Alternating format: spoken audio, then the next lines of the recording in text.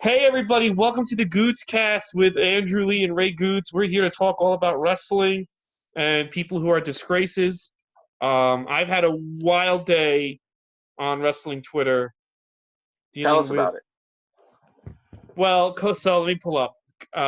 Cody History Rhodes. first. Background first. But the story behind AEW, first of all, I think we've made it pretty clear in this podcast that I don't think anybody should be wrestling, period, during this. I think it's stupid. I think it's putting people at risk, By the and way, I agree, but I'm also not gonna stop them because I agree it's not good for they shouldn't be wrestling, but I'm also not gonna stop. I mean, it's not my family who's going to die horribly.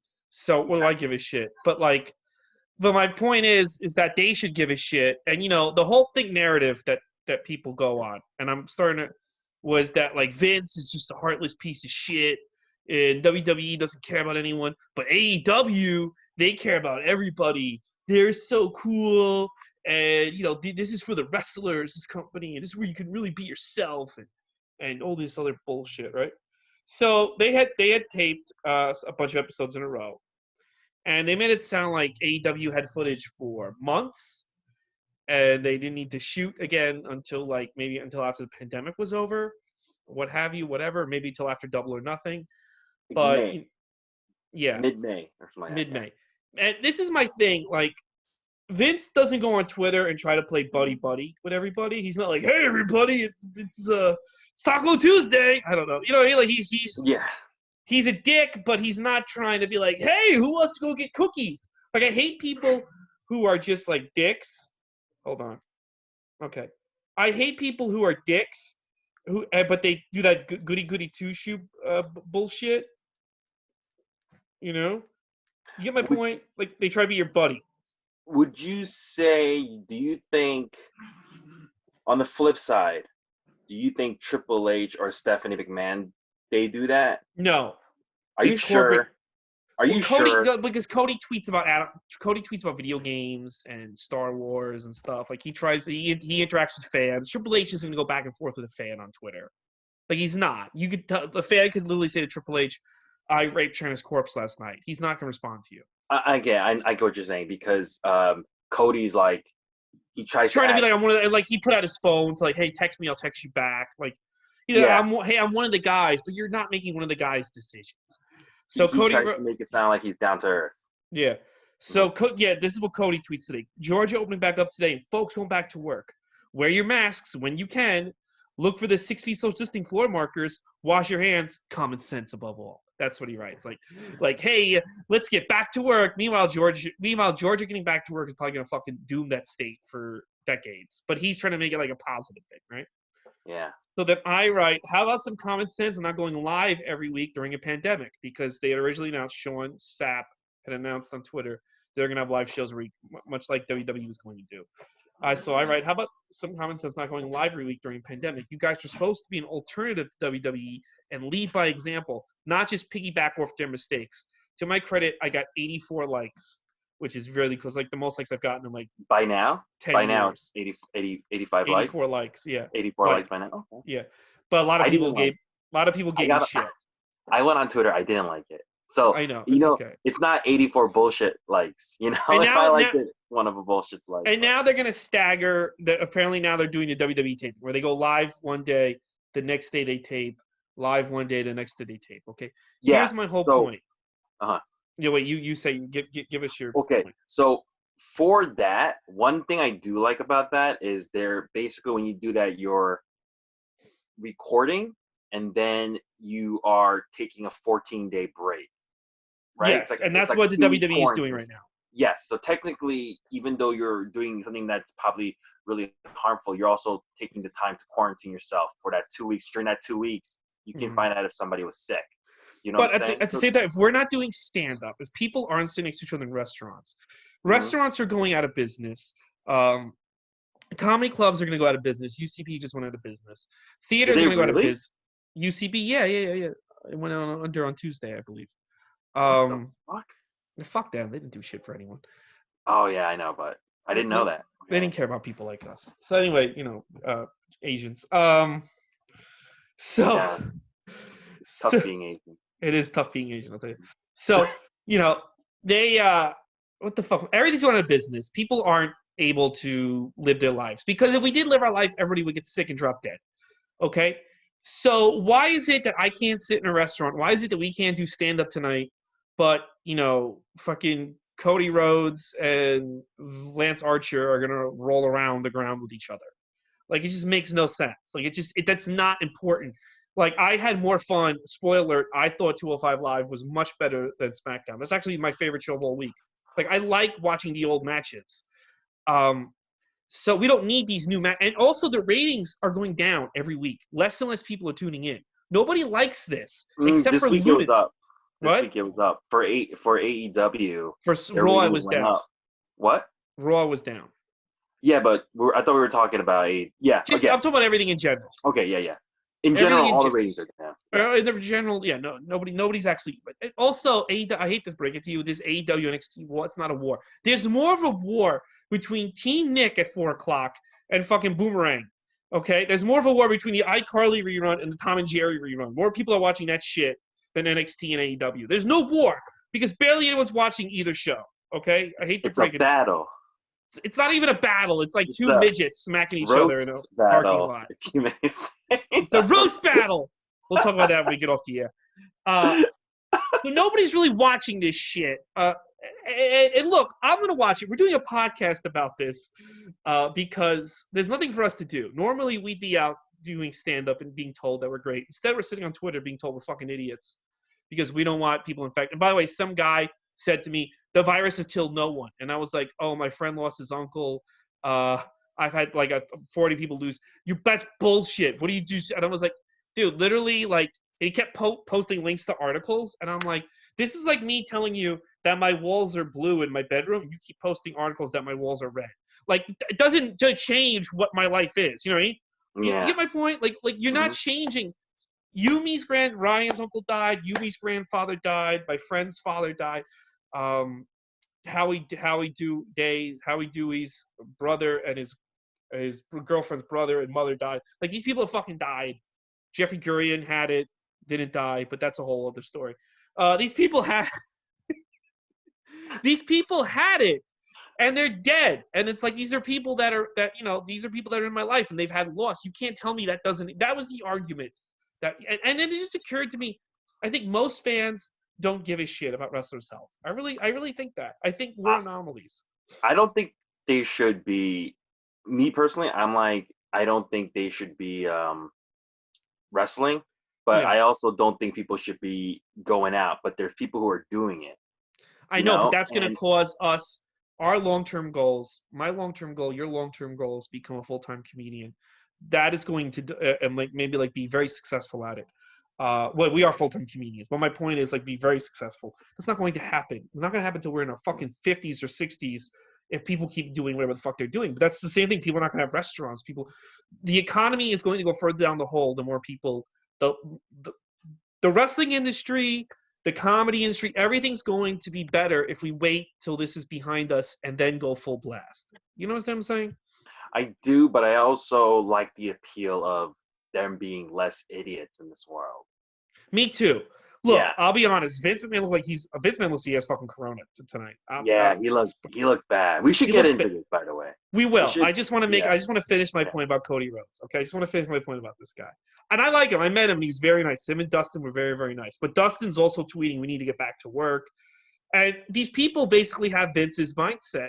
But, everyone acts like they're not Vince. And you are Vince. Yeah. So somebody tweets at him, and this was he responded to, because this person kind of left himself open, to the same tweet. Yeah, you know that it's too soon for this. Unfortunately, it benefits your business, so I'm not shocked on your stance. Profit above lives. Got it, right? So Cody writes, this isn't a stance. It's a reminder for those who choosing to go out to wear their mask and be responsible. Zero of my words need to be politicized. It just draws debate and nastiness, as you can see in this thread that he was referring to me. The opposite of what we should be doing, helping each other. I don't want to be like, don't play that card. We should be helping you. You know, you can help your wrestlers by having them stay home and having your fucking billionaire boss pay for them for the next month or two. That's like, you want to help one another? That's not helping one another. Making fucking Britt Baker take a day off to get half naked in the ring and roll around with fucking Nia Jax 2, whatever the hell her name is. What's her name? Nyla Rose. Nyla Rose. Oh, that'd be terrible. But yeah, like Ring of Honor, New Japan. Ring of Honor. I mean, everyone's taking a loss. Everyone's taking a loss. I know. So, but I hate when people do negative. So, I hate when people do negative shit or they do fucked up shit. And then when you told them, you're like, why do you have to be negative? The world needs more positivity. You're literally putting out negative stuff by your actions. You can be like all positive and happy-go-lucky. And to me, that's because I don't think Vince McMahon would respond with that, like, oh, why we need more positivity in the world. Vince McMahon should be like, fuck you, I'm doing it. And that I respect more. You know? I don't respect Junior, so. Well, I don't respect this whole. I think Tony Khan's the same fucking guy. I think if AEW were to like take WWE out of business, become the standard bearer, be the same shit, different day. But it'd be a fucking nerd. Great is if like they do like the Dark Order some more, and then like they reveal that the true leader is Tony Khan, and he's like, "It was me, Austin." Yeah, it was me all along. And that's my whole point. I said these AEW. It was me, Moxley. It was me all along. They're not ECW. ECW is barely ECW. If you want to get into that, but they're not ECW. They are Burger King to WWE's McDonald's, and just accept the fact that you like fucking Burger King. That's all. Yeah, I will admit, I still like Burger King. I like Burger King better than McDonald's. I got food poisoning off McDonald's. There's some things that McDonald's does better than Burger King, but there are some things that Burger King does better than McDonald's. But at the end of the day, they're both fast food joints. People act like AEW is a fancy restaurant, and no, it's Burger King. It's not the fucking 5-star steakhouse. But it's nice. It's a nice alternative, you know. And I had one final point I wanted to make, but I can't remember. But anyway, let's get into SmackDown. Let's get SmackDown. Let's get into SmackDown 205 Live. Here we go. Yeah, SmackDown's coming to us live tonight with Corey Graves and Michael Cole. Starts off with the New Day coming to the ring for a promo in the ring. It was so rehearsed the way they were delivering their lines. I hated this. It was cringe until, thank God, the Lucha House Party interrupts them. I believe this was the first time I ever heard Lince Dorado speak. And you know who was the best? Grand Metalik was the one who cursed him out in Spanish, right? Yeah, in Spanish. He was the only person who sounded real. Lince Dorado didn't sound bad when he was speaking English in the beginning. He didn't sound bad, but Lucha House Party comes in. They say they want a match. Miz and Morrison interrupt them. They go to the ring. Everyone's in the ring. Forgotten Sons come out. They're like, oh, so now all 4 teams are in there. The melee happens. Somewhere in this mashup, did you see Kofi Kingston gets clotheslined by Cutler, and his cell phone comes out? Did you see his cell phone? I didn't see that. No, that's funny. And his cell phone's laying in the middle of the ring, and people are stepping on it.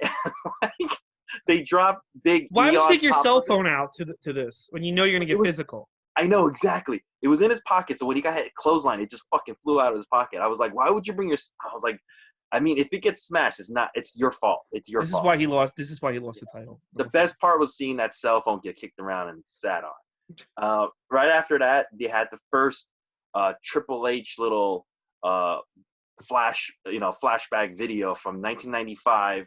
His introduction to WBF as Hunter Helmsley. Hunter Hearst Helmsley. Yeah, what I liked about this is that if you think about it, Triple H went through so many gimmick changes with the same fucking name.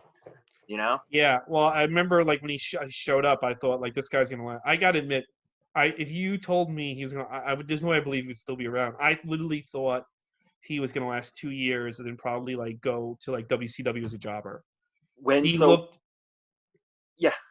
He looked so. I think the best thing he ever did was buddy up with Shawn Michaels. Because even I like stopped watching. I could only tune in, and I knew like there's a guy called Triple Hunter.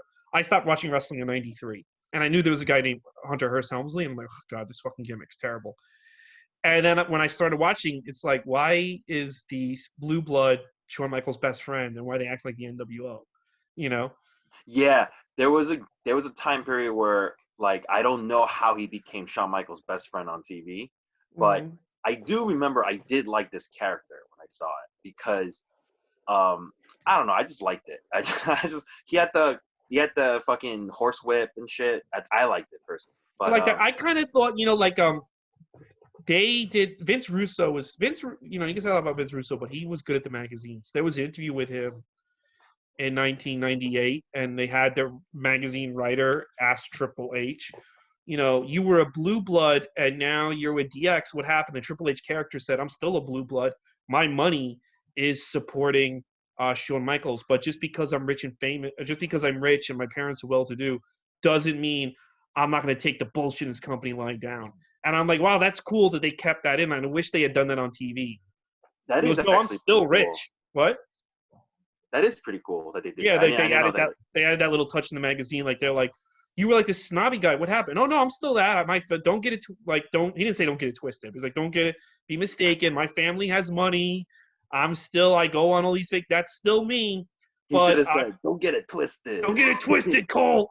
But I'm not. I'm sick of the bullshit. I'm sick of Bret Hart. Fuck him for going to WCW. And then he said in the magazine, which was great, he goes, by the way, to be honest with all you marks, Jim Neidhart was a better wrestler overall, but all of you were too stupid to see it. He said that? In the magazine, yeah. I don't know if they wrote that, but that's what he said. He goes, Bret Hart was not that good. He broke down why Bret Hart wasn't that good and why Jim Neidhart was better. And I'm like, oh, wow, Jesus. Wow, I would like to read that. That's actually very interesting. That's what makes me think it's really him. But I wish they did that on TV where it's like, no, I'm still rich.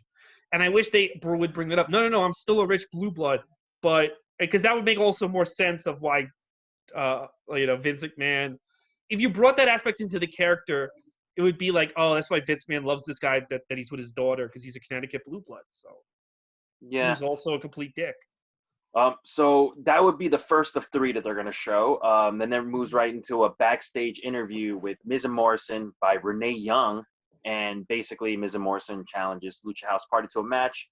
But the first match we see is Drew Gulak versus King Corbin. And this was a good match. It was back and forth. It went through one commercial break.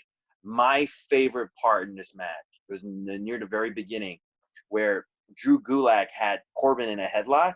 Mm-hmm. And then slaps his bald head.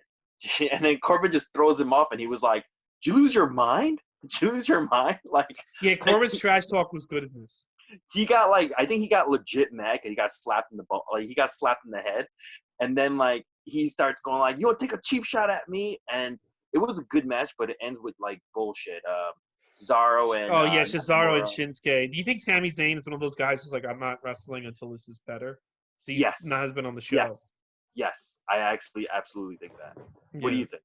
I think so. I think he's like, I'll do Mania because they already advertised it, and I didn't think they thought it was going to get this bad. But then once they did Mania, I'm surprised they had him win, though. I would have had Daniel Bryan win. I'm surprised Daniel Bryan. Because then I would have got the title off of him, But maybe they thought Daniel Bryan. I heard something that Daniel Bryan's contract expires soon. I don't know if it's true or not. Yeah, but still. Let Daniel Bryan. I know, because then you have Daniel Bryan lose to Corbin or something. Yeah, then make him lose to Drew Gulak. Drew Gulak turns on him, loses to Drew Gulak or something like that. I don't know, but basically because of distractions, Gulak gets hit with the end of days. Corbin wins, and it's the same fucking feud all over again, where it's Daniel Bryan and Gulak versus Nakamura and Cesaro. But next week is Daniel Bryan versus Corbin. Yeah. For a Money in the Bank qualifier, I believe, right? No, they both are Money in the Bank. They're just wrestling. Yeah, they're both in there. This was a Money in the Bank qualifier. Yes, so Baron Corbin's in the Money in the Bank, yes. By the way, I knew Corbin was winning before this match happened because when they showed the graphics of who's in the Money in the Bank, I was like, there's no heels. They're all faces. Because, it's like you got Rey Mysterio, he's a face. You got Apollo is a face. You got Aleister Black is a face. And then you had Daniel Bryan. Daniel Bryan's a face. I was like, you need some heels. I was like, oh, it's going to be Corbin. But by the way, I couldn't stop laughing. They should make this their catchphrase. Ain't no party like a forgotten party. They should keep saying that. Yeah, they should. The Forgotten Son did it. Ain't no party like a forgotten party. That just doesn't even make any sense. Yeah, it makes no sense. Yeah. But I love it. They showed the Gronk right after this about he's going to have the 24/7 title.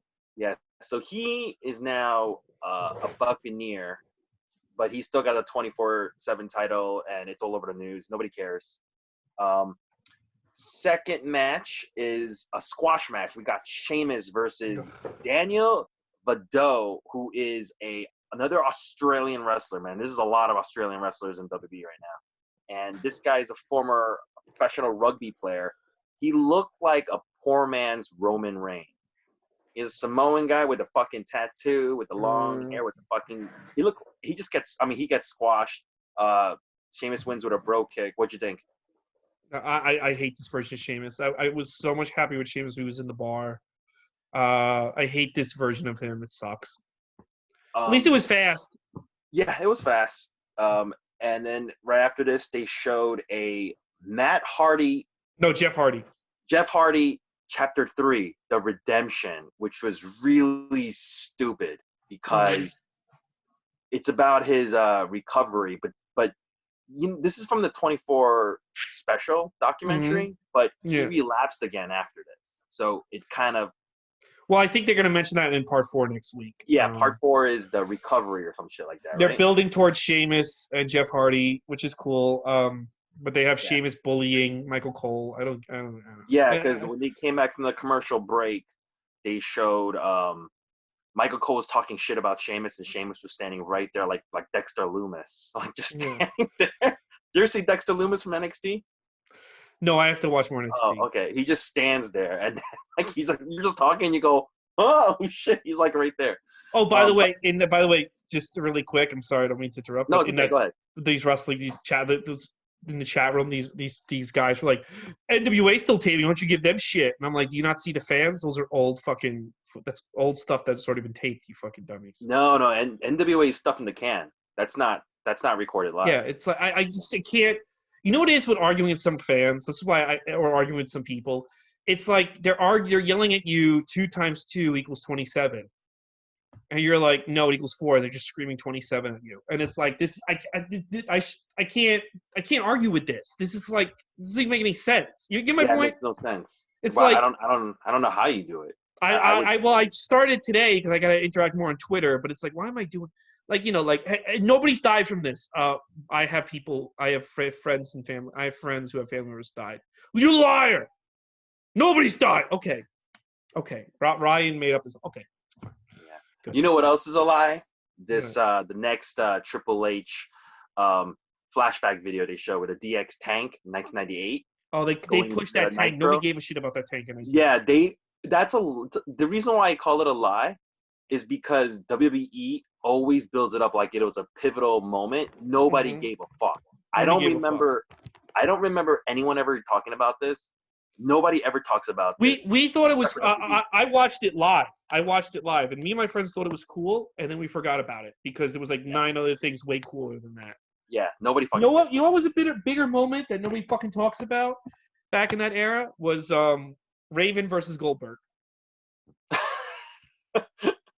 Everyone in school loved that match. They thought that was the coolest fucking match. Everybody talked about that for like 2 months. That match. Yeah. Nobody gave a fuck that this tank thing happened. Nobody cared. It wasn't groundbreaking. It was nothing. Match number 3, we got Miz and Morrison versus the Lucha House Party. I like this match. It was a fun match. There was this one great moment where, and I've seen them do this before, where Grand Metalik stands on Lindsay Dorado's shoulders, and Lindsay walks like a few steps, and then Grand Metalik just like does a body splash off of those shoulders. Did you see that? Yes. That was great. They actually, Lucha House Party wins with a victory roll. Miz was trying to give him the Skrull Crusher Valley, and Grand Metalik put in the victory roll. Great little upset. I liked it a lot. They needed that. Lucha House Party needed something like that. I think it's really good. I'm glad they're pushing Lucha House Party. I hope they get a real push. And I really like Lindsay's like serious Spanish voice. I thought that was really fucking good. I hope they keep going with Lucha House Party. They could have something real special with them. I think it's in Vince's best interests to push these guys they have been pushing, because these are the guys who are going to show up even if they have their balls falling off, because they don't want to lose these pushes. And if you can get over people like Apollo Crews and Lucha House Party as top contenders, then with the Sami Zayns and the Romans are sitting out, you're like, you know what? I don't need you because I've made Apollo Crews and Lucha House Party into what you guys want. Yeah, these guys can speak. At least Lindsay could speak English. They're fun to watch in the ring. Mm-hmm. They're willing to fucking work. Fucking put them to work. I hope this is like a real push and not just a one-time thing. I hope so too. But I also hope Junior dies. So okay. I shouldn't say We'll get to that. Match 4: Lacey Evans versus Sasha. Wrong person won. Yeah, it's not a bad match. What happens early on is Bayley's outside the ring, and she's got like a picture of Lacey's daughter Summer on a fucking popsicle stick and is holding it up like a puppet.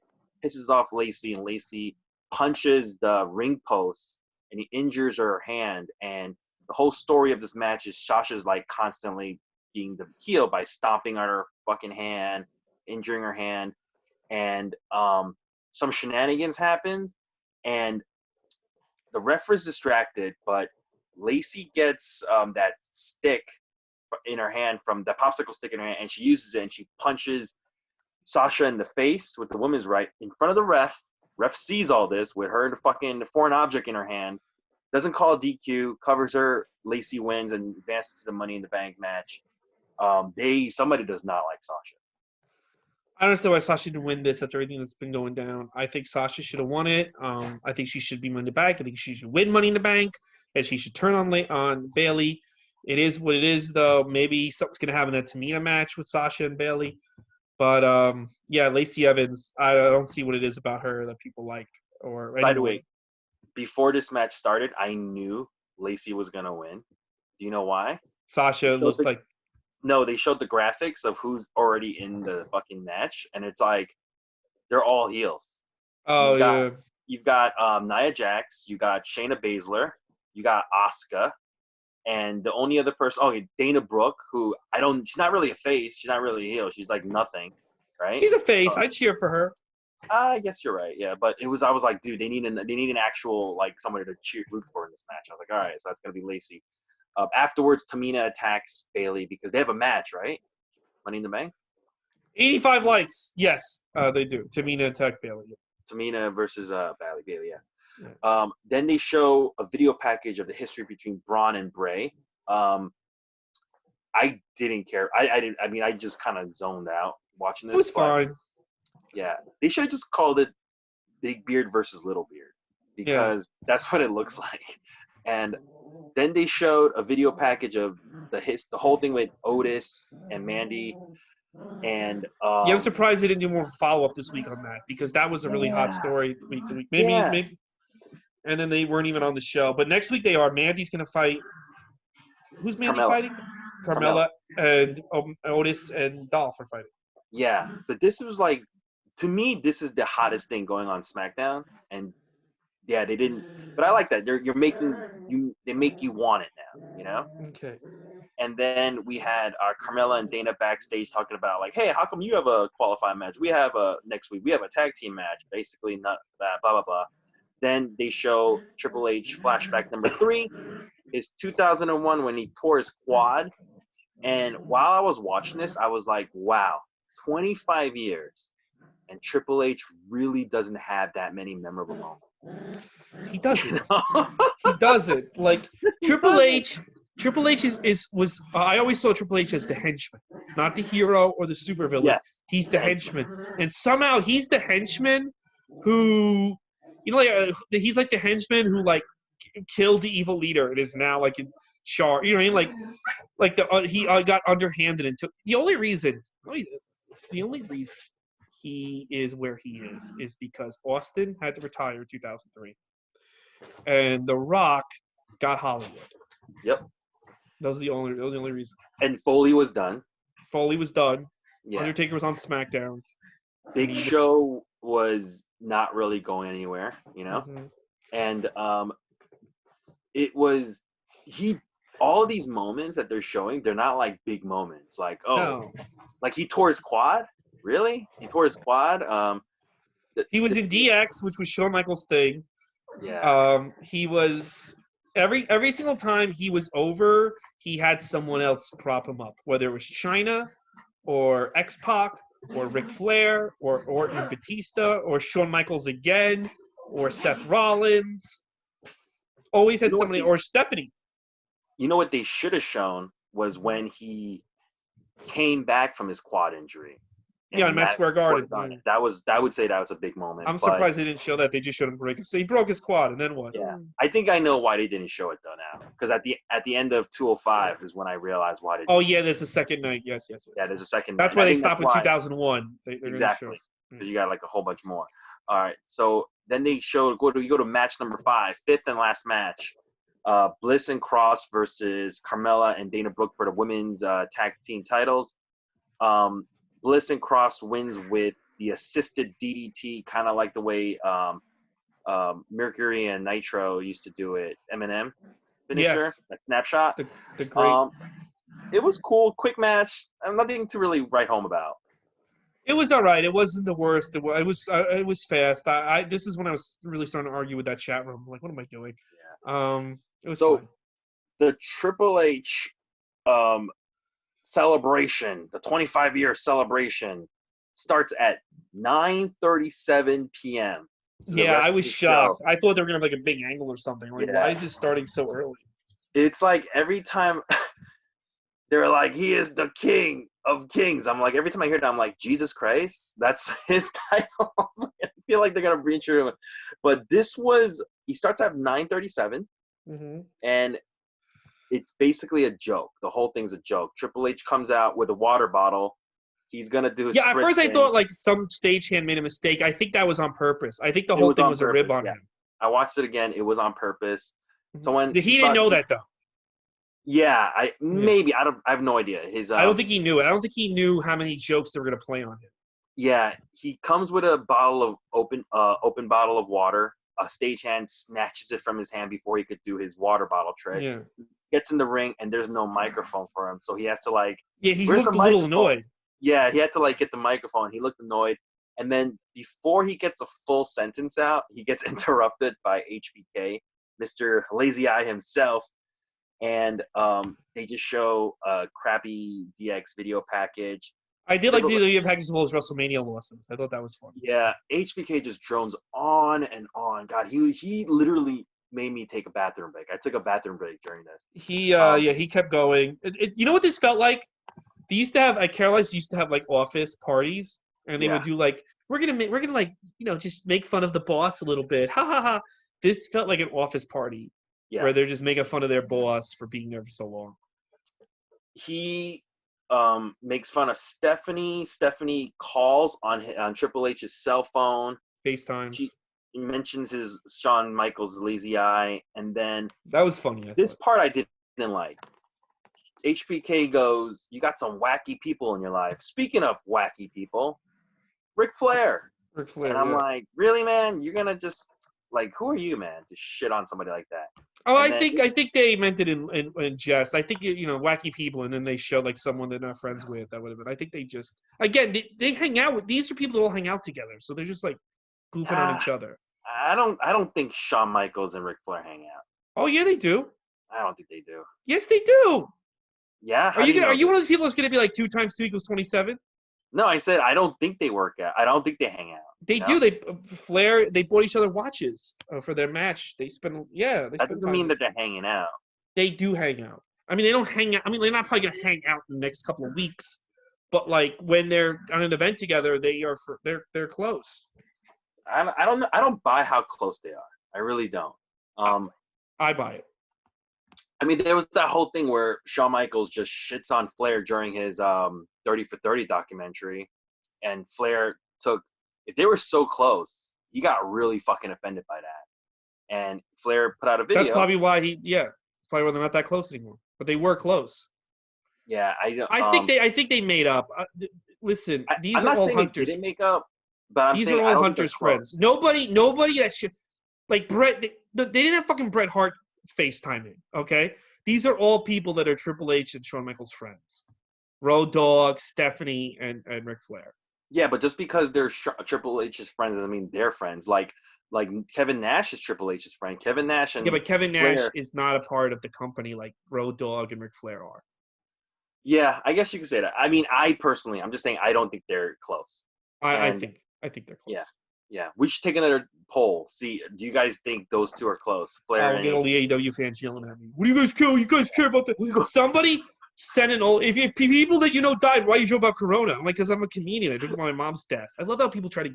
Everyone constantly. I joked about your mom's death. Yeah, I know. Everyone tries to do this got you thing, and I'm like, dude, I'm not running events where people can get sick, you fucking idiots. But I can make fun of my mom and dad dying. Fuck you and fuck my mom. There you go. By the way, Flair on the video on the phone starts crying. That's a joke. And it was a joke? That he cries a lot. Yeah. Yeah, but I think something with men was they get older, they start crying a lot. But Flair was always like that. I've heard that on a million the Bruce Prichard podcast, the Bischoff podcast. He's very an emotional guy. He I cries saw the bad. Broken Skull thing recently when he was on with Stone Cold, and he was crying on that, and I was like, Yeah, so that's the joke that he called right back and was crying. They were oh all yeah, in yeah, on that yeah. He joke. called right back and he was crying. They go to commercial break, they come back. It's now Road Dogg on the phone. It was pointless, and then after that, Junior himself comes out. And this was shocking. I'm surprised more people on the internet are not talking about this. Talk about this. Go ahead, take over. He looked like he was dying. He started talking. His voice was strained. He was babbling incoherently about gobbledygooker and Bailey. Oh my gosh. And Rambling. he could barely speak.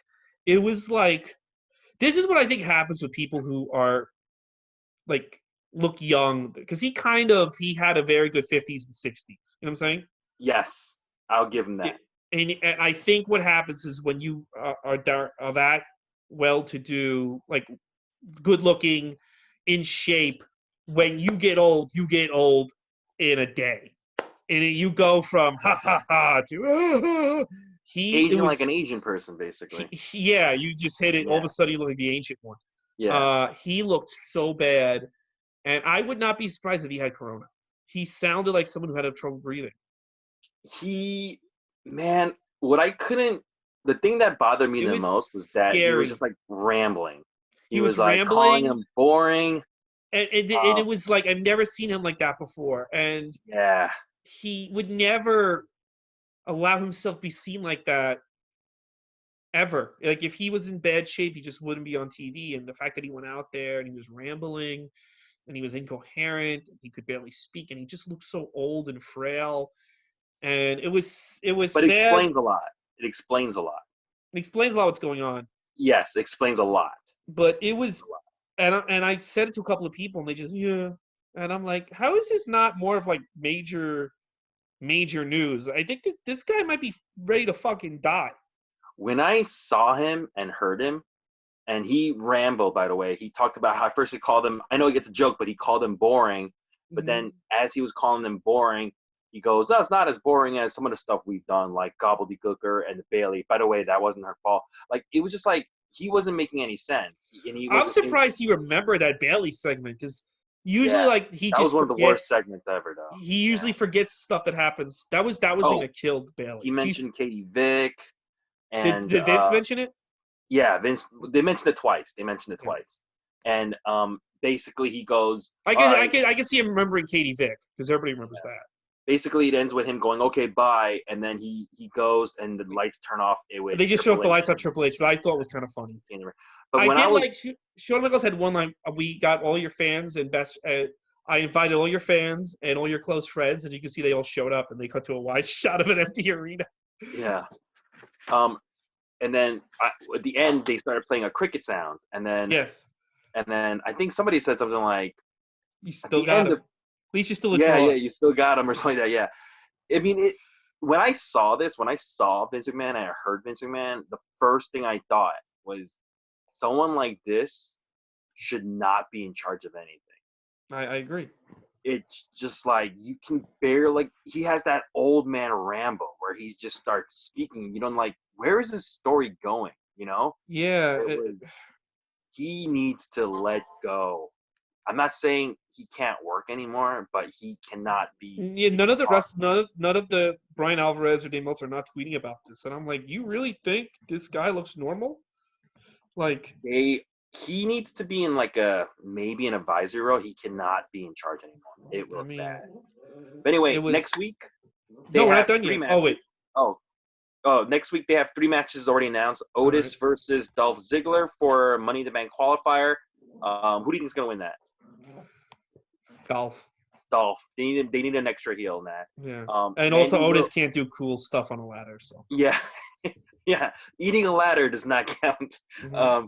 Mandy Rose versus Carmella for a Money in the Bank qualifier. Who do you think is going to win that? I think Carmella, because then they'll do like Mandy versus Sonya Deville with Otis in Mandy's corner. Yeah, good point. I'm going to go with you too. Bryan versus King Corbin. Non-qualifier, just a match. I think Corbin wins. Okay. I'm going to go with Daniel Bryan. All right. Okay. Now on to, I thought was the best show of the week, 205 Live. And this is where you really got to see the difference with Vince, is because they showed Bret Hart. It was Arya Davari's favorite matches this week. And you saw Bret Hart versus Stone Cold. And you see how Vince was back then and how Vince was today. It's really when you get like, holy shit, there's something wrong with this guy. By the way, this was not the WrestleMania match. This is the Survivor Series from 96. November 17th, 1996. I watched this. This was, like, I watched it while it was on. It was great. It was really good. Really good. Arya does mention when he was introduced in this match, he says, this match gets overshadowed because everyone talked about the WrestleMania match, and I didn't even remember this happening. And I watched it, and I was like, this match, I think, actually is better than the WrestleMania match. It's better if you like pure wrestling. For storyline, the next match is better. Yeah, very good point. Actually, you're spot on with that. Yeah, if you like pure wrestling, this match was way better. Yeah, because Austin's doing stuff this match. Because of what Owen does to him, he could never do in his prime of his career. He's a wrestler's wrestler in this match. Yeah, it's so good. It's so good. It's. I'm surprised. I don't know why Dave Meltzer didn't give it 7 stars. It was because Kenny Omega wasn't in it. It wasn't a Tokyo Dome. Yeah, and because they didn't have a move named after. Also, I liked Vince and JR were good in commentary together. Yes, they were good on commentary. And if Vince called something wrong, like he called the Manhattan Drop a reverse pile driver, and JR just corrects him without saying he's wrong. Like they were just like they were right on with each other, you know? Yeah. And Vince was good in this. He was just like, oh, right in the mush when he got punched in the face and everything. And what I liked about this match was it was basically Stone Cold Steve Austin trying to show that he's better than Bret, and he's as a wrestler. And he's doing Bret's moves, and there turns around where in the beginning, he wins the fist fight. Austin wins the fist fight, and then at the end, near the end, when Bret's making his comeback, Bret wins the fist fight. Bret starts doing Stone Cold's moves like the stun gun. I like the way Bret sold the stunner. Yeah, because he doesn't do that like fucking crazy flop back. He drops down and he's holding his chin because he's like, yeah, you fucked up my chin, because that's what really supposed to happen. It's great. I liked it. And then next we got Oni Baloney versus what was it? Arya Davari. Arya Davari, yes, the guy whose show. Yeah, the guy whose show was. This was July 9th, 2019. This is a this is not even a year old. What did you think of the match?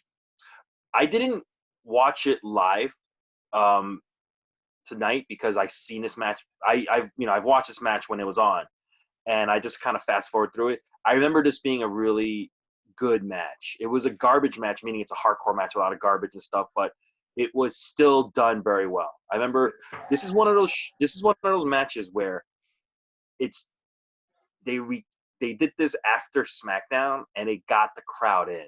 Like if you watch this match, the crowd gets into this match. It's because that happens to a lot of 205 matches. It starts off with like dead silence, and as the match is going, if the match is good, the crowd starts getting really into it. And this is one of those matches. What'd you think? Yeah. Oh, when Oni Lorcan came out, you would have thought he was in an empty arena after Corona, because it was like silence, and then at the end, the crowd was into the match. I thought it was fine. My one thing with Oni is those goofy facial expressions. I like those. He looks. I don't know. I don't think they do him any favors. When his eyes are like wide and he's like, he looks like I love it. Looks like a cartoon character. I love it. I love it. That's just like he looks like, it looks so animated. It looks like you're like, if you watch those like old Looney Tunes commercials, like cartoons, like the angry pirate kind of character. Like that's what it looks like. Yeah, it just looks so like I don't know. I love it. You know what Oni needs? Oni needs like a real finisher, like with a finishing move name. I think he should call it the Oni Baloney. He should. He should call it the Oni Baloney. Dude, it's better than nothing. Call it half and half. It's stupid. Hey, I think right now 205 Live is the best show on TV. on during the week. I'll give people a pointer though.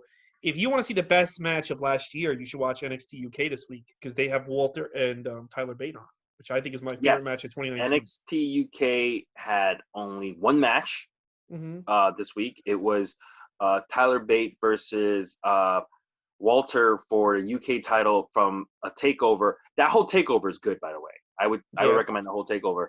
And what was really interesting about yesterday's episode of NXT UK, they actually have excerpts of Walter and Tyler Bate talking about the match while they're showing the match, which I liked. Because, if you're going to – because anybody could just go on the network and watch this match, but if you're going to watch it on the NXT UK episode, at least you get, like, background commentary during the match. So I like that, Yeah, this is my match of the year for last year. My match of the year for 2018 is Charlotte and Becky at Evolution. What about you? What's your match of the year for 18 and 19? Wasn't 18 Odie Peloti? No, wasn't that Okada versus Omega? Didn't they have a Dominion match? That hour-long match? I guess. That, I think, is one of the best matches I've ever seen. Yeah, I think it is. And that's when he gave it 7 stars. Yeah.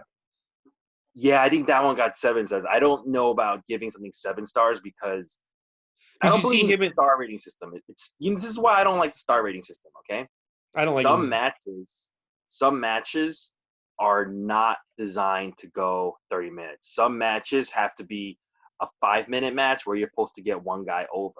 And if that job does the job of getting the guy over, just because it was like a 5-minute, like a beatdown match, does it not get set like 5 stars? But it did what it was supposed to do, right? Yeah. You know what I'm saying? Like, it's like a battle royal. You can't judge Okada and Omega the same as a battle royal between like 6 women. Like, even though 6 women go in and be like, we're gonna beat Okada Omega, you're not, because it's a completely different thing. So that can't be rated in the star system. Do you remember a couple of Raws ago? There was an Aleister Black versus Jobber match where he sits down and Jobber's like, "What is he doing?" Yeah. Right? And then like he gets up and gets good. That was, I don't like squash matches, but even I will admit that was like the perfect squash match. Right? Yeah. If it's a squash match, if you're looking for, give me an example of a squash match, that's the perfect squash match. Shouldn't that get 5 stars then? If that's like the perfect squash match? But those matches don't even get rated. That's why I don't believe in the star system. I think it's stupid. You only rate matches that, only rate matches that are important. Like, that bullshit, you know? I think he's stupid. I think he's stupid, yeah. Dave Meltzer. But to go back to the original point, that match from Dominion was I'm pretty sure it's from 2018, but that's my favorite match. It is. Yeah, that's my favorite match from 2018. What about 19? You racist. Oh, man, there were so many good matches last year, I think. I'll have to think about it, but it probably is from a takeover. One of the takeovers. I think for me it's Tyler Bate, Walter. Go back and rewatch that match. It was so good. All right. There was the other takeover matches that were really good last year too. Like what? Oni Baloney versus Shmuchi Wuchi? No, I think there was wasn't there like a ladder match that was on NXT TakeOver? Which TakeOver? It's the one that had like, I'm trying to think. I don't remember. Anyway, whatever. Okay, good job. Really quick, final topic before we sign up for the weekend. Velvet McIntyre, Velvet Dream. Did he expose himself to a minor or not? What say you? I don't know. I hope not. Otherwise, his career is over. Yeah. That's an Oni baloney you can't get out of. That's like nobody's gonna pick you up. Yeah. Kind of thing. That's a James Ellsworth thing. That's not like something that's gonna. Man, that's like getting caught joke stealing. That shit's. Well, I think I'd rather you steal a joke than fuck a kid. That's besides. Yeah, that's true. Yeah, that's true. He All right, has Andrew. a bright future. Yeah, I hope he didn't do it. Hey, Andrew, you got a Twitter. What's your Twitter now? People can find. Oh, Andrew Son of Lee, just like my Instagram, Andrew Son of Lee. I'm gonna tag him on the tweet. If you follow with me, on Twitter today. Go fuck yourself. Plug If the you show tomorrow. What? Plug the show we're both on tomorrow. Oh yeah, tomorrow we're doing a live Zoom comedy show at 7 p.m. I'm gonna have the link up on my Instagram. Probably tweet it out too tomorrow. It's gonna be interesting. We'll see what happens. 7 stars up. You know what? Fuck it. Whatever. All right, guys. Thank you for listening to this podcast. We'll be back Monday with a Raw report, and we'll see you then. Thank you for another great week of Gootscasting, Andrew Lee. Yeah, man. Thanks for having me. Bye.